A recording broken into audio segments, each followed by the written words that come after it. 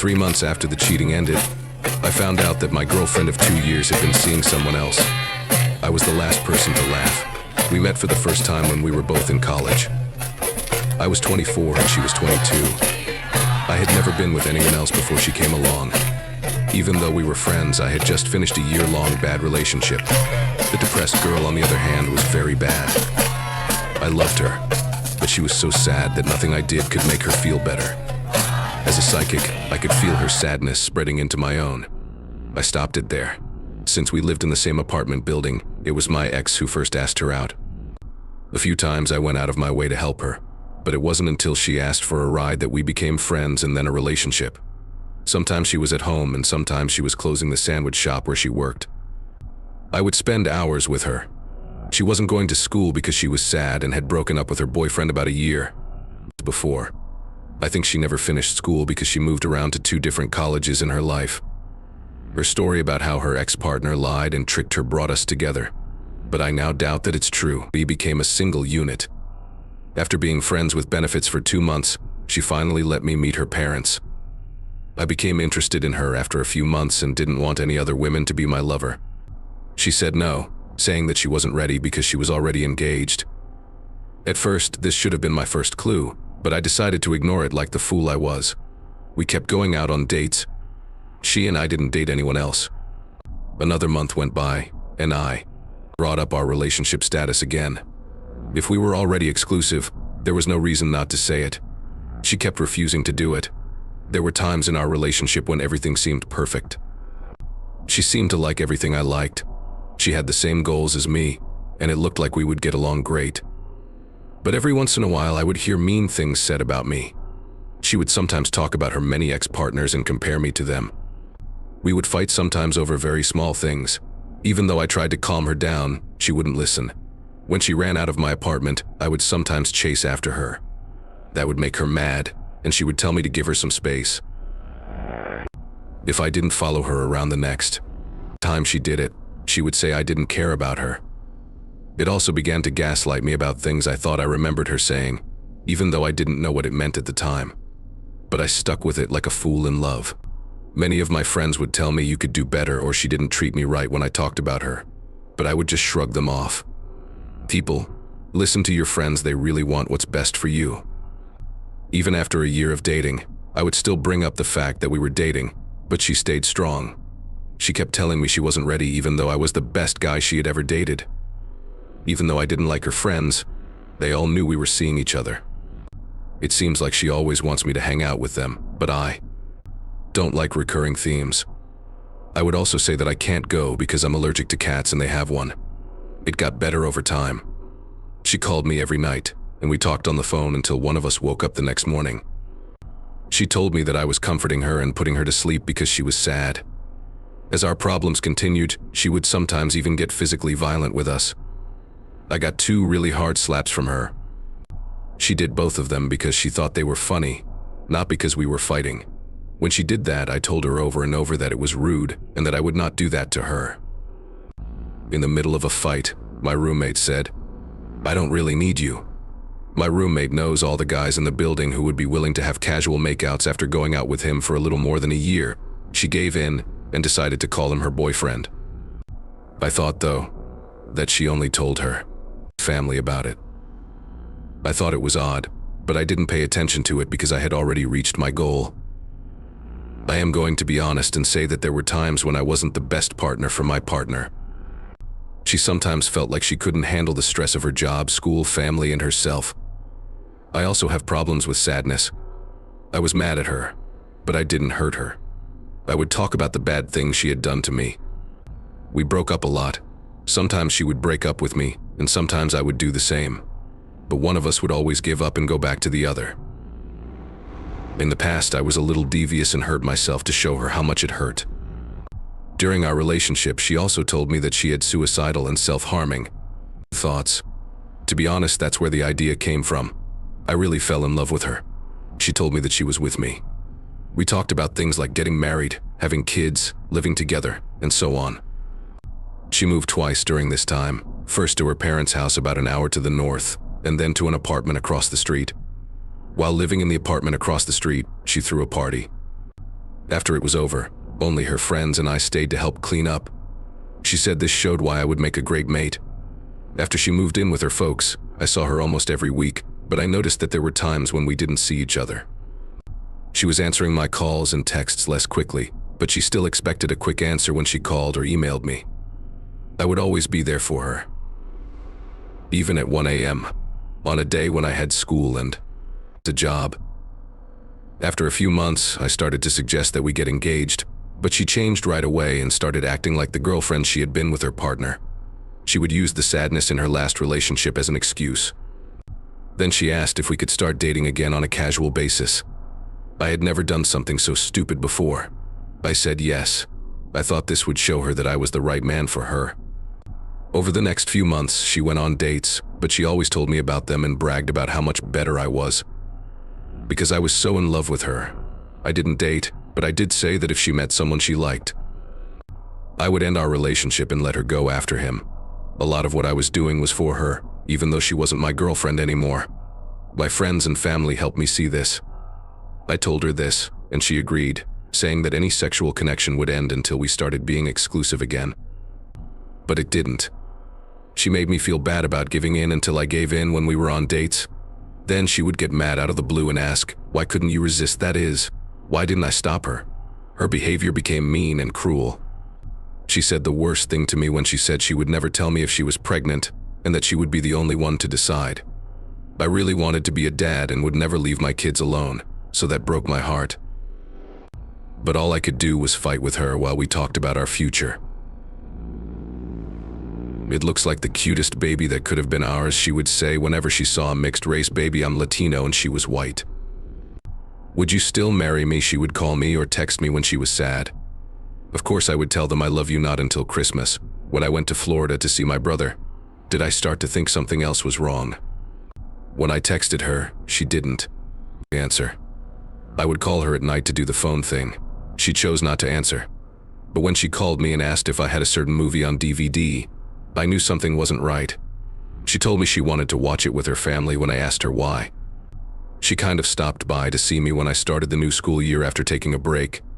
No matter what brought her to my school, she lost her Fitbit and called me for help. After I came to help, we spent some time together, but I could tell something wasn't quite right. Then she told me she needed to talk to me about something and asked if I could visit her at her folks' house in 2 days. That's when I knew what was going to happen. I got ready for the worst by talking to some friends. When I got to her parents' house, it was already late. At 10 p.m. she asked me to come. After she got into my car, we talked for 30 to 60 minutes. She told me that she was no longer interested in dating me.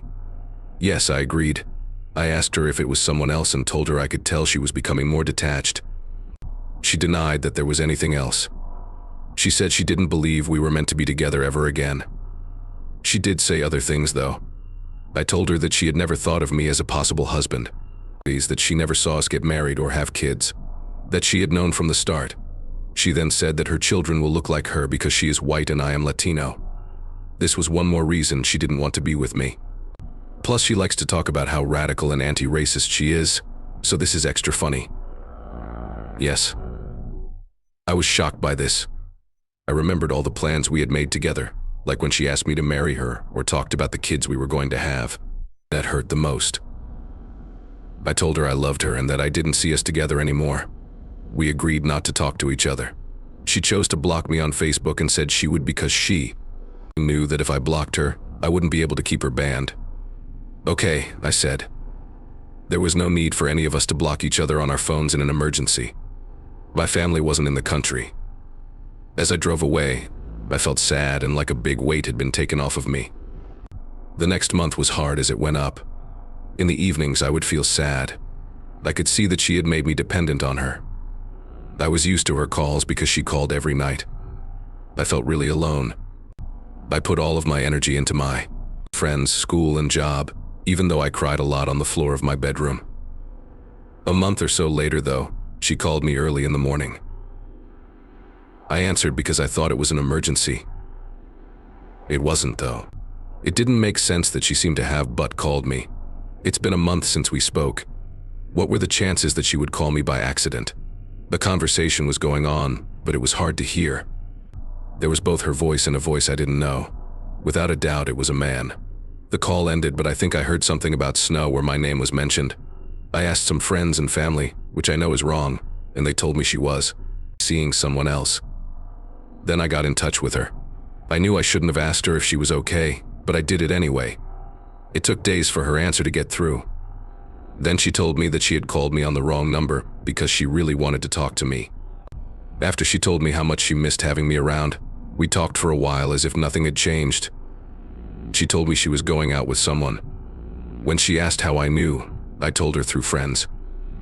But then I saw the guy's picture and changed my mind. She began talking about him and what was wrong with him. Even though I was just listening, I started to feel weird about it. Heard her say something about his hair being weird?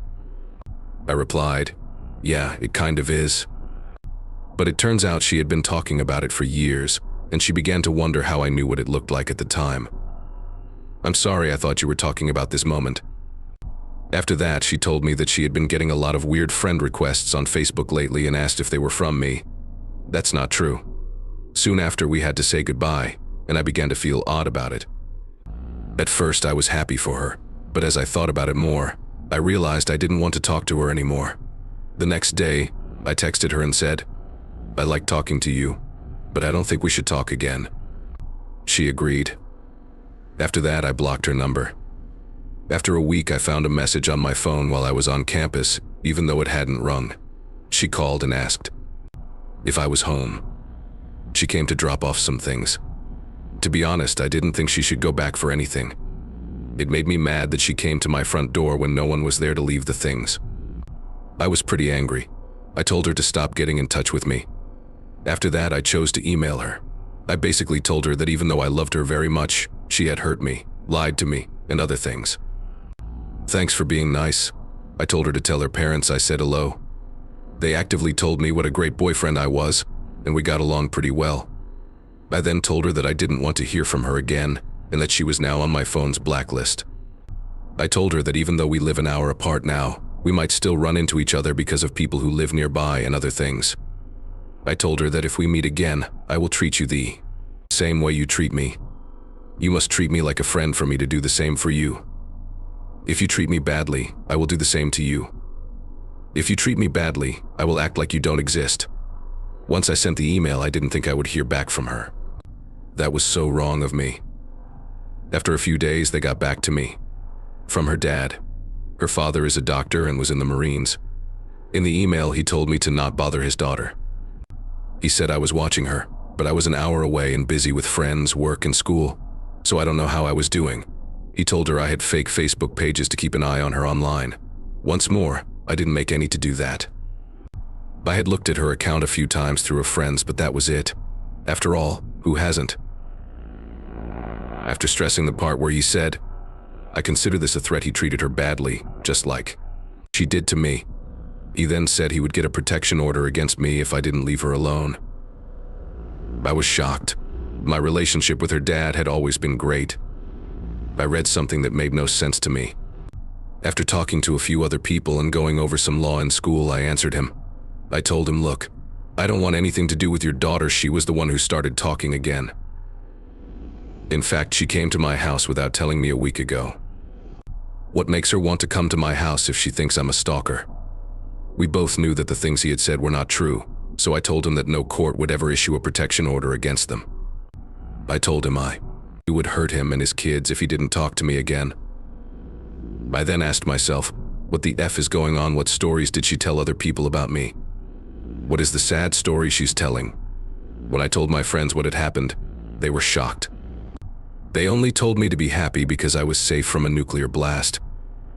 Even though I already said that this is a long story about cheating, I didn't think it would end there. In other words, we broke up in January. A friend of mine texted me while I was at work near the end of the first week of April to tell me that my ex-boyfriend got engaged. It shocked me to the core. It was only 3 months ago. For the girl who had always said that relationships were hard for her because of her angry, cheating ex-fiancé, this didn't make any sense. My friend told me that what caught her attention was an interesting statement someone made on her news. The person told her how happy they were that she was able to set up their meeting in November and praised her on getting engaged. In November of that year, we kept going out. Even though we weren't dating anyone else at the time, I still think she was cheating because I gave her many chances to end the relationship before she told me she was seeing someone else. I was very angry. After that, everything was fine. That's why, around Christmas, she seemed cold. She wants to go to the movies with that person. I moved on with my life, even though that hurt. Still having trouble with trust and sadness. A few people heard about it. Churchgoers and their friends. But the more I talked about it, the more I learned about her. Some people who knew her but didn't know we were dating agreed that the girl had issues. It's not right that they told me what they did, but whatever. From all the mean things she said about other people, I learned that she never really cared about me. Just someone to look after her and let her go when someone better came along. I realized that what interested me about her wasn't who she was, but the character she put on. She knew who I was, and that I was a nice guy, so she thought I had enough understanding to trick her. I thought the person I was meeting was like me, but it turned out to be a narcissist because she only saw herself in me.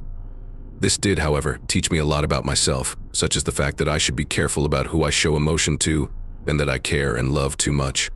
Getting more learning. Experience. It had been 6 months since I last saw her, but I had heard that she and her husband had moved back to my town. That much is true, I don't stalk people. She got into a few fights with some of my friends, and one of them made her feel bad by making sexual comments about something she had done. An invite to a friend's wedding showed up. I wasn't able to make it to the wedding, but I did go to the celebration. When I was done with my speech, I was going to make fun of my friend. You wouldn't believe how loud and annoyingly the guy laughed. A person we both knew walked into the room just as I was finishing up my speech and getting ready to sit down. And who was right behind her? Her husband and I. When I saw her, I was a little shocked. As she got ready to walk in, our eyes met.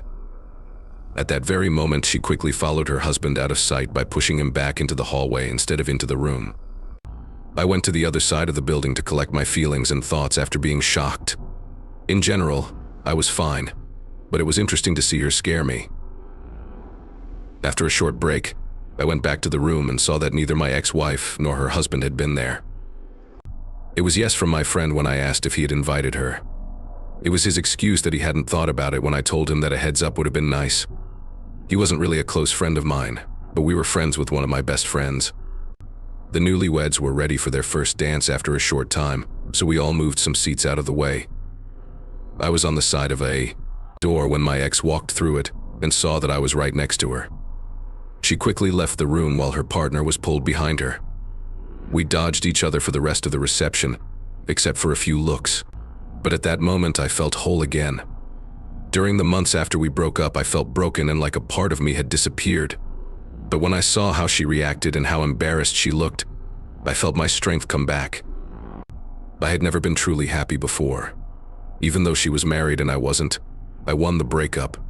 It made her feel bad to look at me at all. Things like that didn't come up for me. In general, I felt good about what I did. And now I'm writing this, more than 4 years after we broke up. I'm happy most of the time, even though I'm still single. Hi Maddie, if you read this, I say F you.